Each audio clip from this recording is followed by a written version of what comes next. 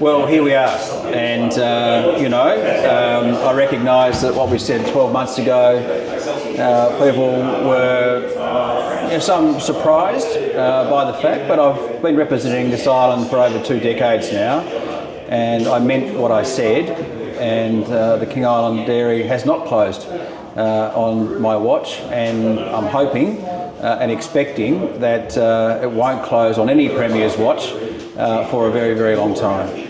Now, you met the new owners, first impressions? I met the new owners about a month or so ago, and my first impressions were they know the cheese game, they are genuine, good-hearted community citizens. Now, they're investing in the island, of course, and they deserve to do very well for that investment. But what I sensed in the new owners, in Nick and Graham, is a belief in the island, belief in the brand, belief in the cheese, and belief in the people here. And I sensed a genuineness, and in that genuineness, a commitment to see this through.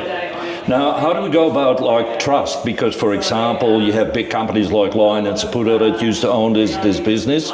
Now we're going a lot smaller by the sound and the look of it, that this is not a big business.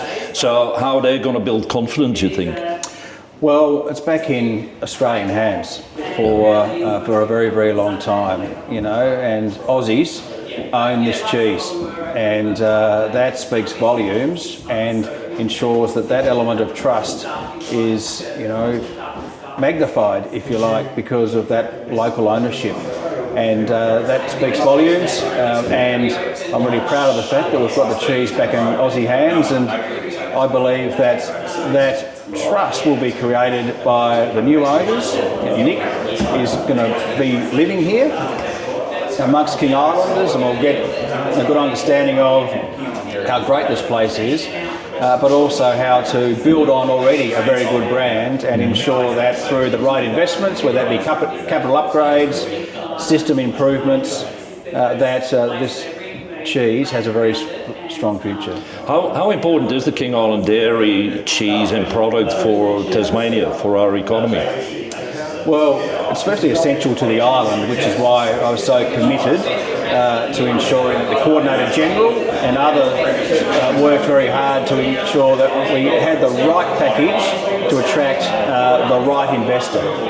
And, if I look at the flow-on effects from the King Island Dairy, it's probably 30% of the employment on the island, directly and indirectly, when it comes to how meaningful it is in terms of the dairy continuing. And what I mean by that is that obviously the 60 employees, the contractors that service the factory as well, the supply chains, the farmers, the retailers, the local school, the sustainability of the health system.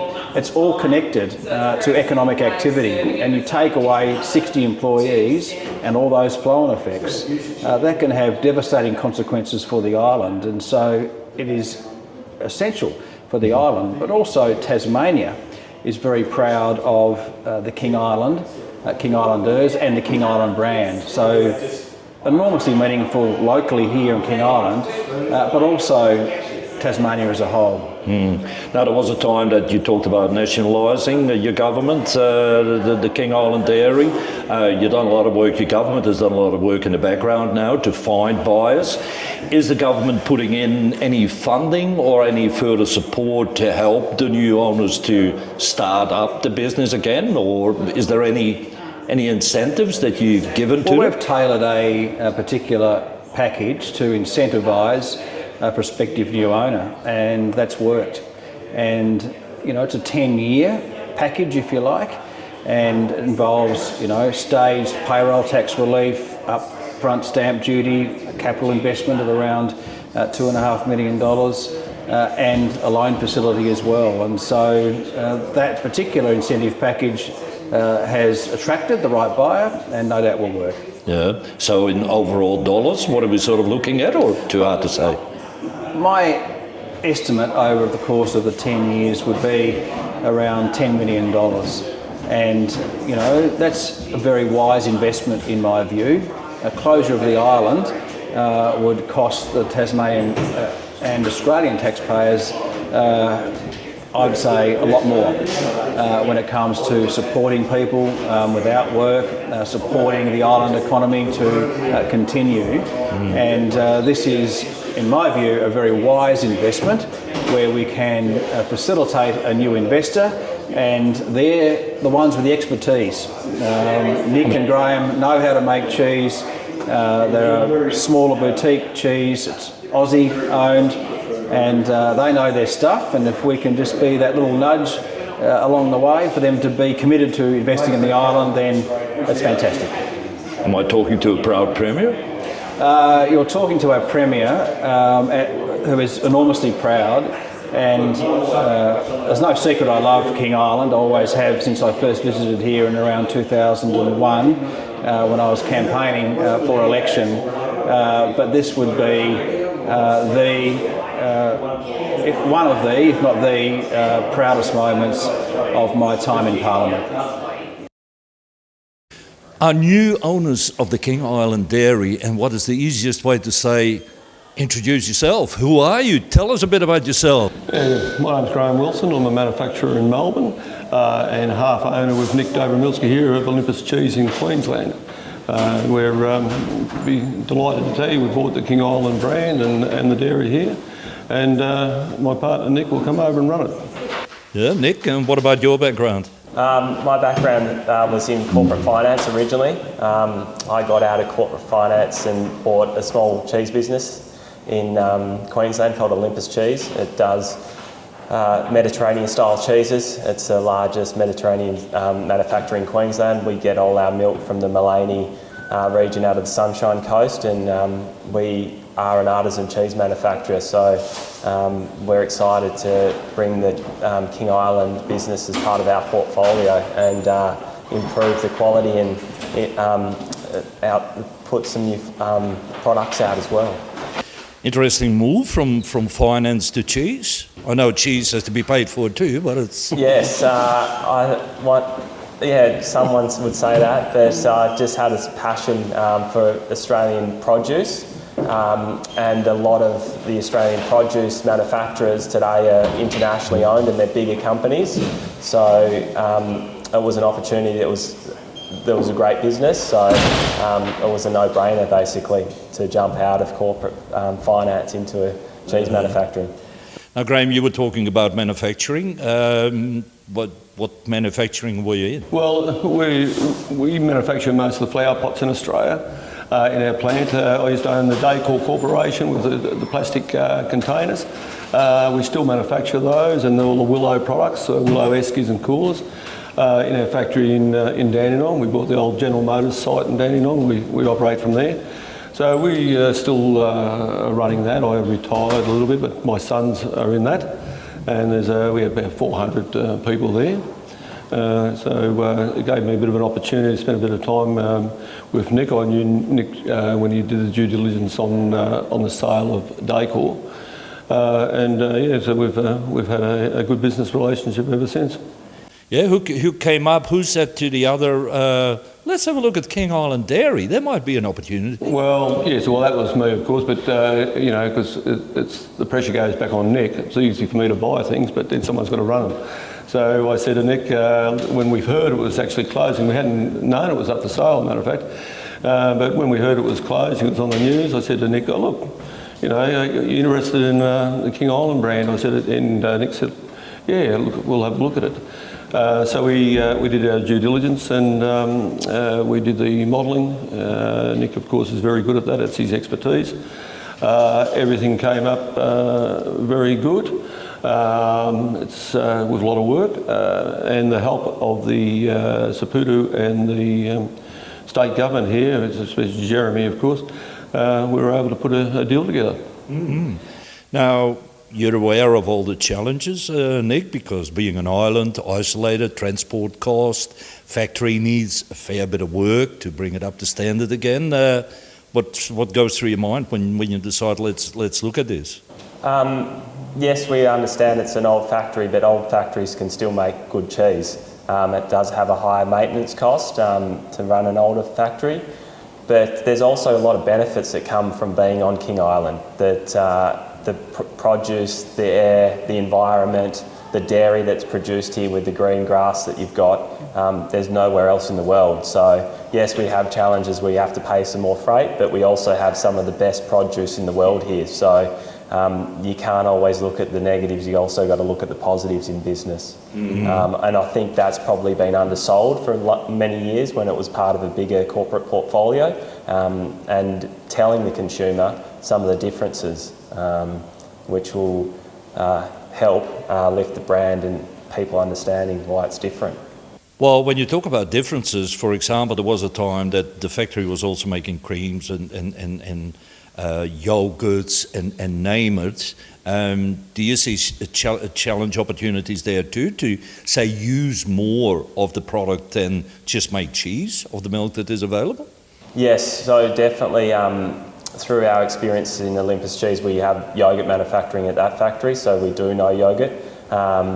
And we just have to be mindful that if we expand, we need the milk. So a part of this transaction, we have secured 2 dairy farms on the island with roughly over 2,500 dairy cows. So to expand the product range, we also need to expand the milk. And also working with third-party milk producers on the island to increase the milk pool, because we'd love to have more products, but we just need more milk as well. So it's a bit of a catch-22. Yeah, but as you know, the dairy farms on the island have been reduced to close to nothing when it comes outside of the dairy factory.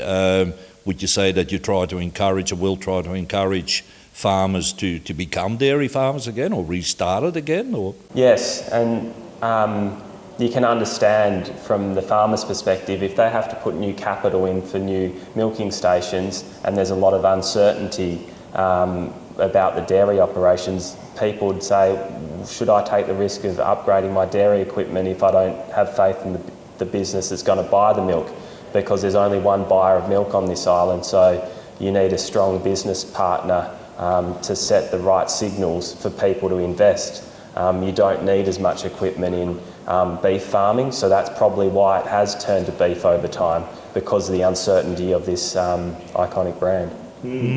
How long did it take to sort of say, we show our interest and now we're sort of in a binding agreement with Saputo? It was weeks, months? Yeah, we got the information before Christmas.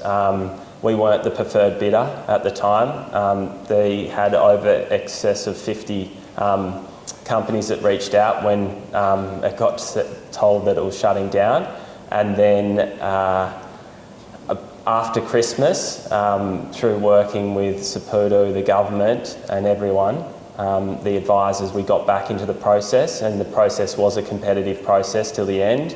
We didn't know we were going to win.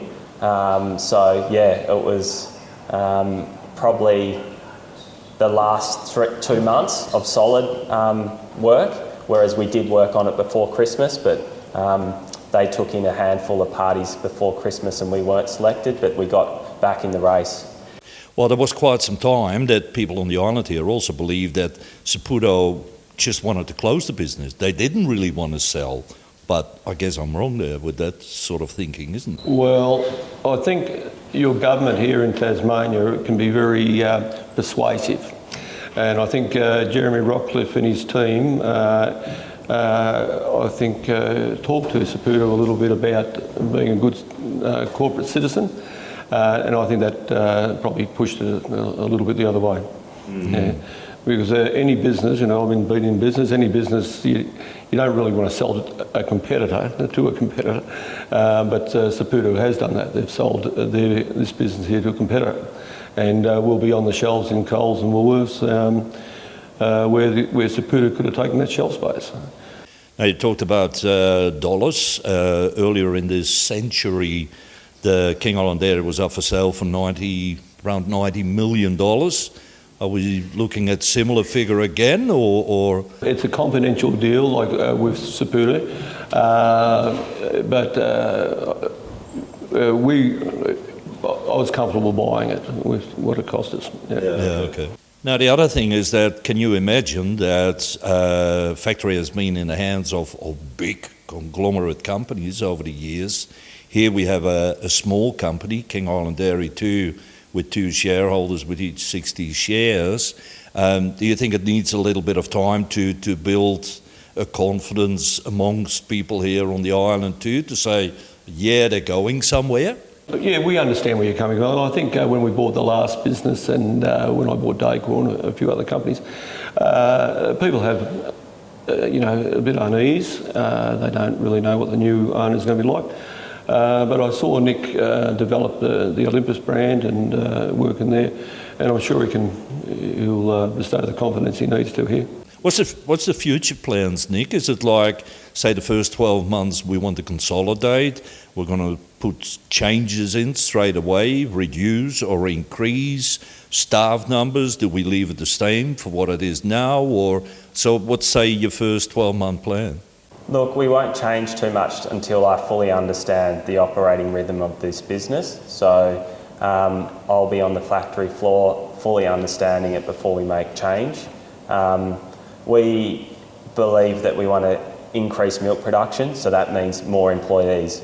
There's very little automation in this factory, so as we increase our milk pool, which we can do with these 2 farms that we've acquired, we will need more people. So it's an investment from our point of view. The site is a big site, so it's not being well utilised at the moment, so we think that we can get better utilisation out of it. It used to do a lot more milk than what it does today, and as we grow, we're contributing to those fixed overheads. So that's what we'll be looking to do.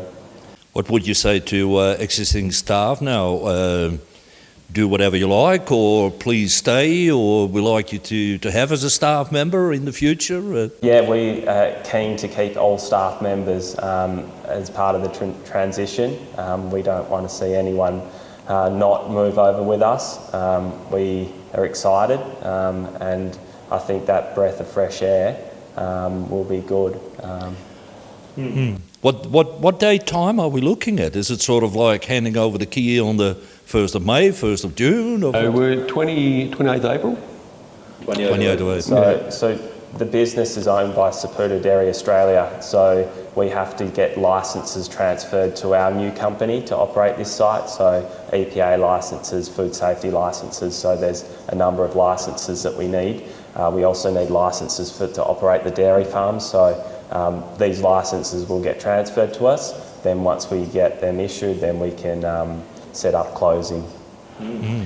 Is it also that cheese is not a product that you create today and sell tomorrow? So I guess there's a bit of a transition time with Saputo to smoothly sort of hand over, I guess. That needs a bit of time, isn't it? Well, yes, and Saputo's been very generous with that, I must say. They've been very good to deal with. There's a lot of cut and pack still done in Burnie. They'll continue doing that for us. And we've negotiated a couple of other contracts. They're still making the Heidi cheese over there. That some of those contracts are 2 years in the running. Mm-hmm. Yeah, so they haven't just said, right, it's all yours, here's the keys, we'll see you later. They've been very supportive, so we'd like to thank them for that. Now, with the previous owner, we've seen the big boss once in 2019 when they took over the business. What is it going to be like with King Island Dairy 2? Are we going to see more of the bosses? Or? Well, Nick's moving here, so you'll see him here.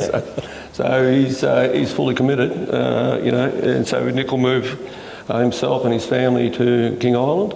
And Nick is a Tasmanian, so even though he lives in Melbourne now, he's from here. His sister's comes here on a regular basis. She's at the... What's your sister do? Burnie. Was it even your sister that sort of did a bit of recommendations too, or like to the government?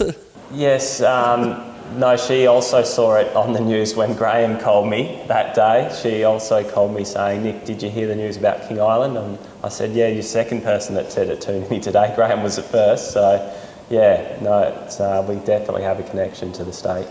Well, I guess if you're moving to the island, you must have a lot of confidence in this business, I'm sure. Yes, absolutely. We see there's a lot of opportunities here. Gentlemen, thank you for your time and good luck with the business. Thank you. I know I speak on behalf of all King Islanders when I say blessed are the cheesemakers. It's a remarkable comeback victory for King Island.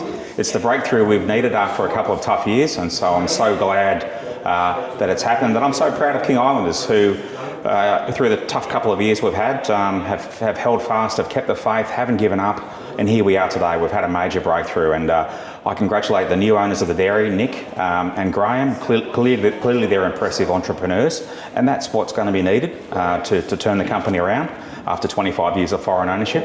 And I'm particularly proud, and I know all King Islanders are as well, that King Island Dairy is returning to Australian ownership, and I'm hopeful therefore the new owners will put the Australian flag back on the product, just to remind everyone domestically and for the export market as well that the product is back, the legend is back.